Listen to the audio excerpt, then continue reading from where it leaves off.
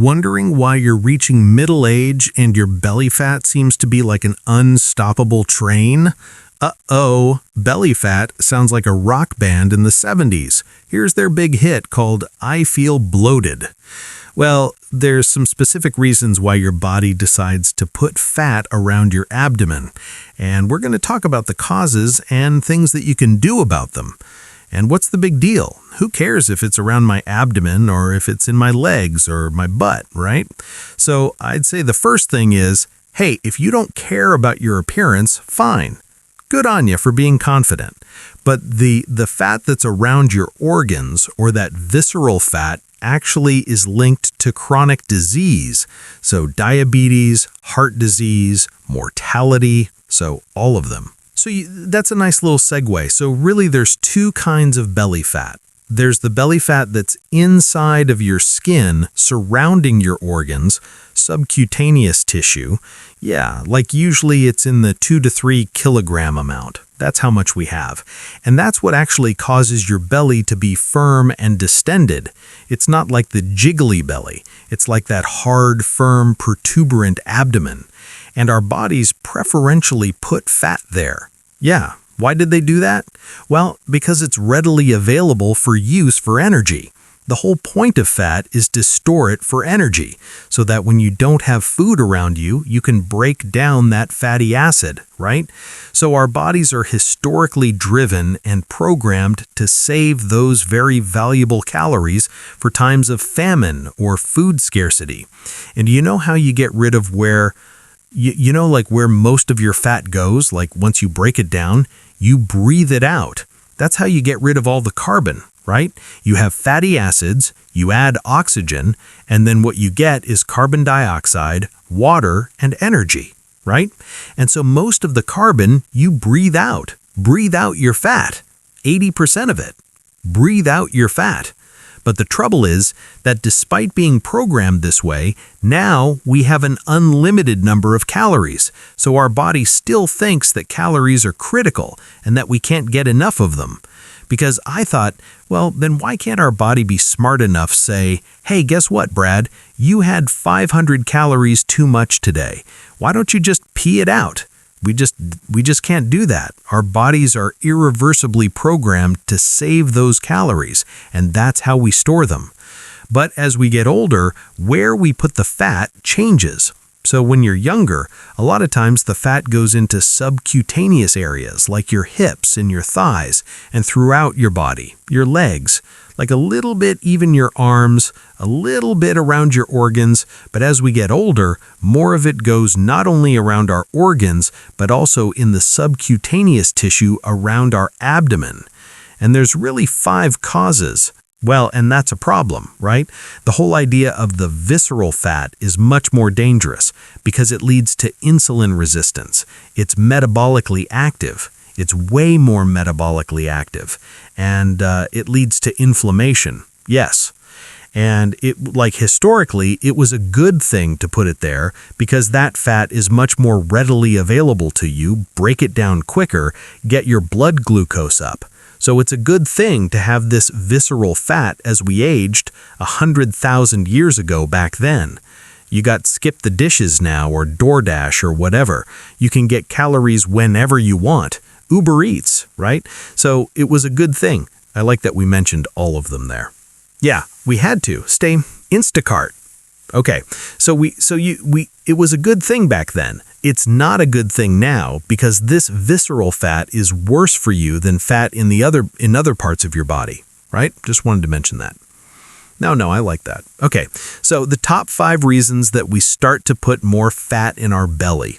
So when you're 20, I feel like you can just eat whatever you want and just your metabolism's so high. So number 1 is hormonal changes though. And this, if you go on social media, obviously in our channel, we've talked about it a lot less about the testosterone side, but definitely the estrogen side. As we get older, our hormones often decrease. So with menopause, estrogen goes down. With men, their testosterone goes down. And often your thyroid function, your thyroid hormone goes down over time. And these all drive not only your metabolism, but also where fat is deposited. I saw a cool thing about the thyroid hormone is like the volume button on your metabolism, right? Yes, more thyroid, you turn up your metabolism, right? Low thyroid, your metabolism goes way down, right? So hormone changes is probably the first reason why more of the fat that you're accumulating is being deposited in and around your abdomen. And we've seen this with some people who have endocrine or hormone disorders. Some of the signs of those disorders is this sort of rounded midsection is one of the signs or symptoms. The homework. Yeah, not the card, not the card. All right. Then number two, sarcopenia. Well, we've talked about sarcopenia before, that sort of obligatory muscle mass loss that happens to human beings as we age. Thanks a lot. Okay? And part of this is because of hormones. Yeah. Part of this is because your activity level goes down. Yeah. Right? So it's a whole part of it is just aging, right? Is just your programming of your body is that muscle mass goes down as you age, right? So you have less muscle. Muscle is metabolically active tissue. This contributes to your basal metabolic rate. So this goes down, this is going to lead to increased calorie saving, and those calories get deposited as fat around your abdomen. Okay, the third one, stress and cortisol. How much do we talk about stress and cortisol? Stress and cortisol, which results from stress, is not good for you for many reasons. One of which is the fact that it encourages your body to store its fat around the viscera in the central part of your body, which, as we just said, is not good for you. Right. Okay. Number 4, disrupted sleep. Back to the pillars of health. Maybe that's why the pillars of health works. One of the mechanisms is this sort of belly fat thing. Yeah. So disrupted sleep can lead to things like inflammation and altered cortisol. It also can actually reduce the amount of leptin that you have, which is a satiety hormone in your body. So again, you're going to have more calories than you need, and this preferentially deposits them around your abdomen as you get older. Counterintuitive, is it? Because you would think, well, you know what? If I sleep less, I'm moving more, I'm running around more, I should be losing weight. Yeah, you'd be wrong. You'd be wrong. Disrupted sleep is going to lead to increased weight, and unfortunately, a lot of it around the belly as we age. Yeah. And number 5 is more generic one. It's more about lifestyle choices. And particularly as we get older, we have less what's called NEAT. So that's non-exact activity thermogenesis. Not so neat. Really, not so neat.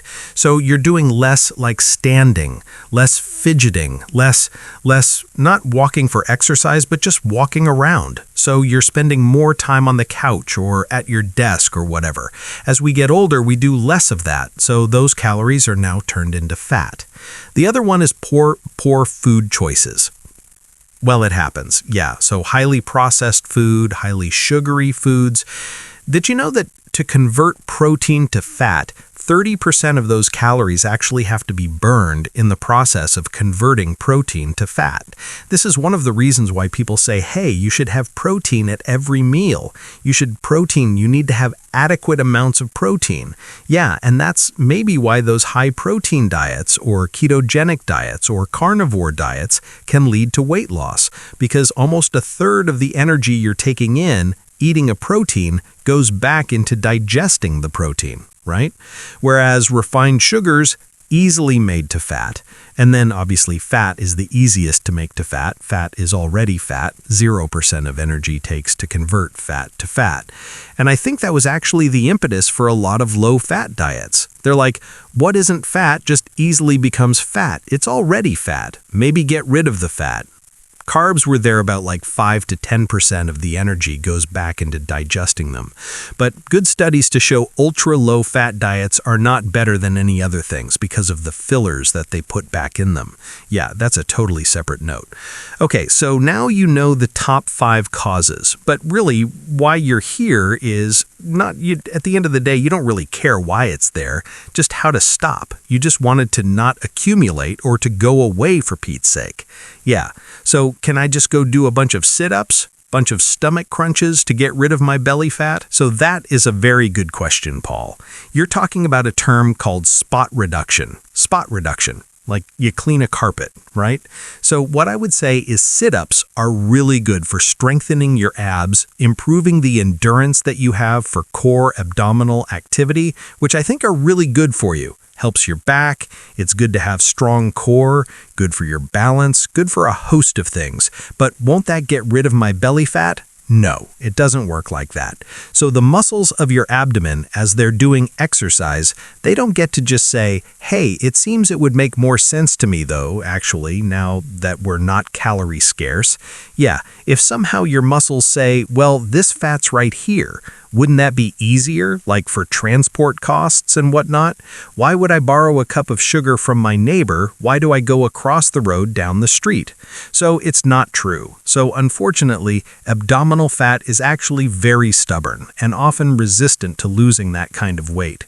So no, you can't do spot reduction. But what I would say is that if you thought you were aspiring for a six-pack, everybody has a six-pack. If you lose enough fat over top of your abdomen, eventually there's a six-pack under there in all of us. I know, I feel like I aim for a six-pack, but I get a keg. Good. Or I aim for washboard abs, but I get a mate front loader down there. Okay, try hard, but Okay, so what I would say is no to spot reduction. One, I think that is key part to losing abdominal fat, is you have to have a calorie deficit. Well, that's an obvious one. It seems obvious, but I would say sometimes I have people who come to my office, they're like, you know what? Barely eat anything and not losing any weight. So you need to have not just a calorie deficit. It's not just about stopping eating, because actually there are good studies to show that fasting changes your basal metabolism rate. It actually reduces your leptin, does all sorts of things. It makes you actually more hungry. Yeah, and then you rebound, and super fasting beyond just short periods of time for health benefits does not really work. No, but I love the calorie reduction. I'm not going to dive into it today, but on a different video. It's the first law of thermodynamics. Energy cannot be created or destroyed, just change from one form to another. Right. Love that law of thermodynamics. Thank you very much. James Joule and Helmholtz, I think, were the two main guys that contributed to that. But in any case, biology is not allowed to break the law of physics just because it's a different arm of science. Right, that's not allowed. In the calorie deficit, what I would say is eat more real food. Yeah, eat more whole foods. Eat a balance. Get your fiber on, get adequate fiber, adequate protein, a balance of fruits and vegetables, and try to avoid the sugary snacks and the ultra processed foods, which you've talked about, and the alcohol. You've got to say it. That's another one that contributes to the belly fat. Empty calories. Okay, the other one is exercise. So when it comes to exercise, we talked a little bit about spot reduction, but exercise is a key part because it not only increases your muscles, and muscles are metabolically active. Even just sitting there, because you have muscles, you're using up more energy, right? So your basal metabolic rate goes up because you have more muscle. So resistance training as we get older cannot be emphasized more in a safe setting. But yes, we all should be lifting weights a couple times a week. You don't have to be at the gym all the time. You have to lift maximum weight. You can do lighter weight to more reps, right? And then some type of balanced cardio, not only for your heart fitness, because you do typically prolonged exercise and you burn more calories. So it's really two types of exercise.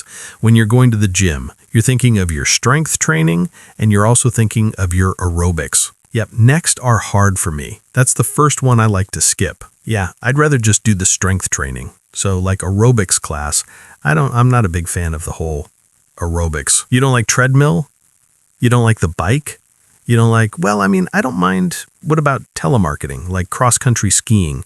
I don't mind that, actually. I haven't done in 30 years, but yeah, downhill skiing I really enjoy. A lot of aerobics to that. So anyways, two types of exercise, your strength training and your aerobics. Get those on. Yeah. Okay, next, stress reduction. Wow, that's the toughest one to do. Yeah, trying to do all these things stresses me out. Yeah, and because of time constraints, and so yeah, you got to do your best. Identify the things that are stressors. And world news these days. Yeah, turn off the news. Holy smokes, I don't remember a time ever in my life where my wife and I barely watch the news. It's so stressful. We're like, do we just put our heads in the sand and try? It's too stressful. But yeah, try to identify your stressors. Do what you can, whether it's meditation, mindfulness, find some things that you love, spend time with people who are kind and thoughtful. Surround yourself with a team of stress reducers. Watch Talk with Docs. Watch Talk with Docs. Okay, better sleep. Prioritizing your sleep has unlimited health benefits, and one of them is reducing fat and belly fat. So not only amount of sleep, but also have a regimen, have good sleep hygiene, have a good, cold, dark, quiet room. That's it. Get your sleep, 7 to 9 hours if you can before you go to bed. And then the last one, we've talked about this a lot, and most people are aware of it now, is hormones. Hormone replacement, if it's appropriate for not every person who's menopausal has to have hormones. It's worth having a discussion with your family doctor. I would say also not every 70-year-old man who definitely has lower testosterone than he did when he was 30 has to have testosterone replacement. But discuss your personal situation, the risks and the benefits to consider. Obviously, if you have a thyroid issue, correctable problem that should be hormone correctable. Endocrine abnormalities. That's obvious, which is super common with thyroid disorders. So really, you may or may not need to do something about your hormones, but look into it, right? So now belly fat is super common. Slimes with smelly cat foodie friends. Smelly cat. Smelly cat. What are they feeding you, everybody? Yes. But really common and really frustrating and really refractory to your intervention. Despite feeling you're doing your best, you're like, what the heck? My belly fat won't go away. You're not alone. Yeah. Leave a comment if you've got belly fat and bugs and what you're trying to do, what you've done that worked. That actually would be useful for us. Why do you think they invented suspenders? There you go. And if you like this video, please like it, subscribe to our channel, share it with someone who's battling the belly fat. Then remember, you are in charge of your own health. We'll see you next time.